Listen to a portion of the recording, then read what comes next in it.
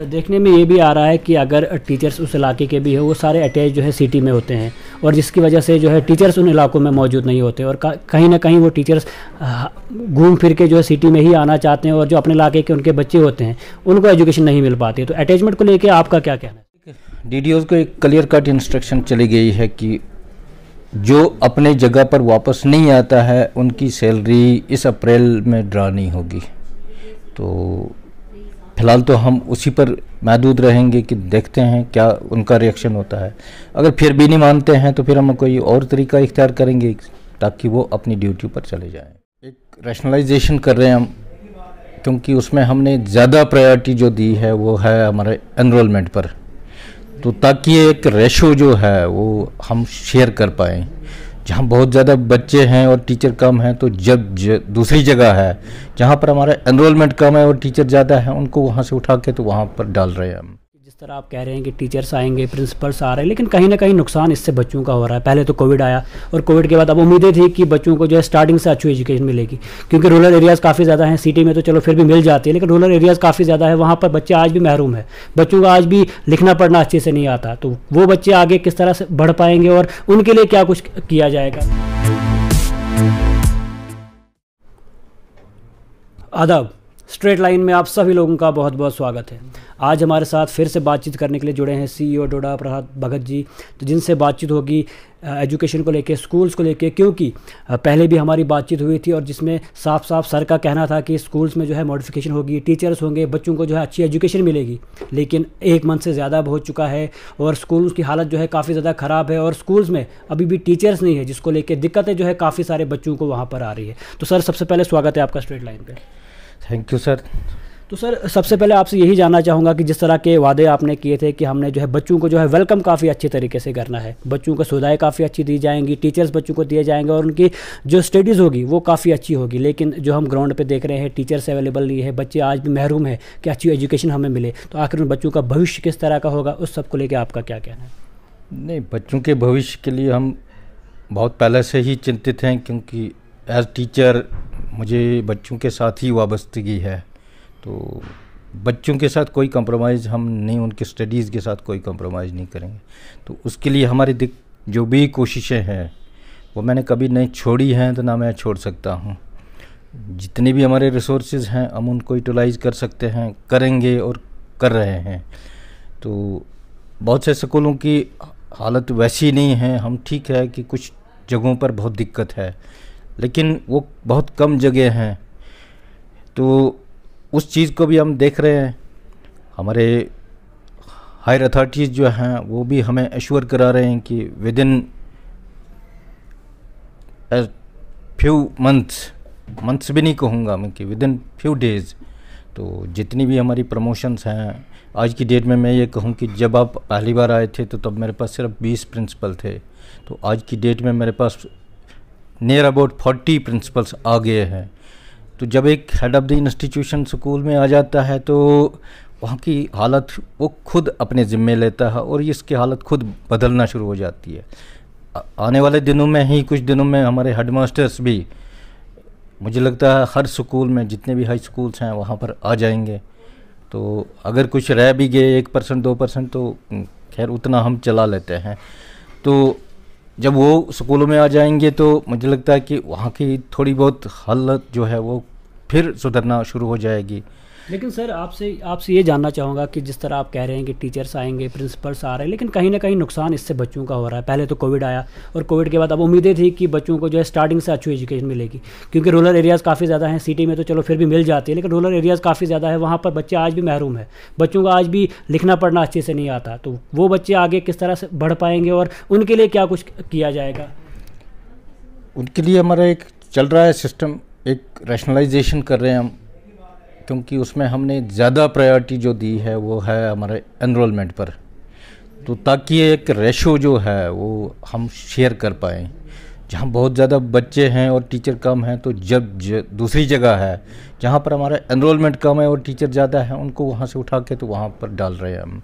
तो उस चीज़ से हम उसको कॉप अप कर रहे हैं। लेकिन सर देखने में ये भी आ रहा है कि अगर टीचर्स उस इलाके के भी हो, वो सारे अटैच जो है सिटी में होते हैं, और जिसकी वजह से जो है टीचर्स उन इलाकों में मौजूद नहीं होते, और कहीं ना कहीं वो टीचर्स घूम फिर के जो है सिटी में ही आना चाहते हैं, और जो अपने इलाके के उनके बच्चे होते हैं उनको एजुकेशन नहीं मिल पाती। तो अटैचमेंट को लेकर आपका क्या कहना है? नहीं, मैं अटैचमेंट के टोटली खिलाफ हूँ, और मैं अपनी तरफ से ये कहूँगा कि हमने साफ कह दिया है कि कोई भी अटैच ना रहे।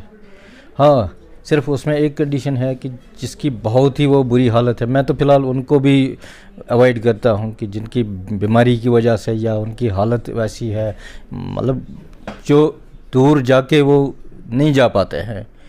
लेकिन फिर भी मेरे अपने हाथ से आपको कहूँ कि जब से आपने मुझे देखा है, एक भी सिंगल केस अपने हाथ से अटैच नहीं किया है। उसके बरक्स मैंने जितने कुछ अटैचमेंट देखी थी उनमें से 50% क्या मैं कहता हूँ 70% लोग जो है वो अपने अपने जगहों पर जा चुके हैं। अब कुछ अभी भी देखने में आ रहा है कि बहुत सारे जो हैं अभी भी टीचर्स जो हैं डोडा में जो हैं आए हुए हैं अटैचमेंट के तौर पे, लेकिन अभी भी लगभग 2, 4, 5 साल से ज़्यादा जो है दिख रहा है हमें कि ऐसे ऐसे टीचर्स अभी भी हैं। तो उन सब पे किस तरह की कार्रवाई की जाएगी? नहीं, उनके लिए एक DDOs को एक क्लियर कट इंस्ट्रक्शन चली गई है कि जो अपने जगह पर वापस नहीं आता है उनकी सैलरी इस अप्रैल में ड्रा नहीं होगी। तो फ़िलहाल तो हम उसी पर महदूद रहेंगे कि देखते हैं क्या उनका रिएक्शन होता है। अगर फिर भी नहीं मानते हैं तो फिर हम कोई और तरीका इख्तियार करेंगे ताकि वो अपनी ड्यूटी पर चले जाएं। और सर इसके अलावा अभी आपने कहा कि कुछ कंडीशंस अगर ख़राब हो तो उनको लेके, लेकिन अगर किसी की कंडीशन ख़राब भी है तो उसकी जगह अरेंजमेंट किस तरह का किया जाता है? क्योंकि वो जब वहाँ से वापस आएंगे तो वहाँ पर किस तरह का अरेंजमेंट जो है किया जाएगा? नहीं, इसके लिए हम ये तरीका इख्तियार कर रहे हैं क्योंकि हमारे हायर सेकेंडरीज़ और हाई स्कूल्स उनके लिए मेरा एक प्लान बन रहा है कि हमने एक टाइम टेबल शेड्यूल बना के अब तकरीबन हम उस पर भी काम कर रहे हैं बड़ी देर से। तो हम पूरा डिस्ट्रिक्ट में वो एक सर्कुलेट कर देंगे। हमारी 5 से लेकर 6 क्लासें हर रोज़ ICT के उस माध्यम से हम डिलीवर करेंगे।